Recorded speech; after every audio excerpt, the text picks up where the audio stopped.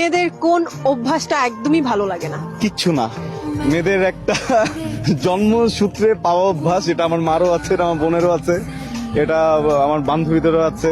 জীবনে প্রেম করেছিলাম, আমার ওই প্রেমিকারও ছিল।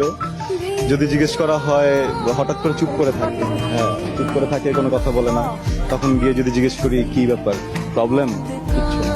আমি এই কিছু না বলার পরে যদি কোনো পুরুষ মেনে নেয় যে আসলেই কিছু হয়নি, আর পুরুষটা যদি চুপ থাকে, ওর জীবন শেষ।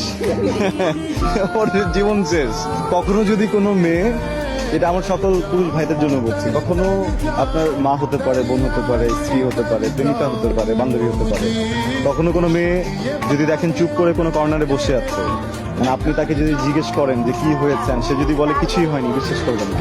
তাকে তারপরে তোয়াবেন, তাকে বলবেন যে কিছু একটা হয়েছে, আমি কিছু করছি, আমি কিছু ভুল করছি, আমি সরি। এইভাবে মানে যদি ভুল নাও থাকে, একবার দুইবার সরি বলবেন, দেখবেন ঠিক হয়ে যাবে, প্রশংসা করে দেবেন।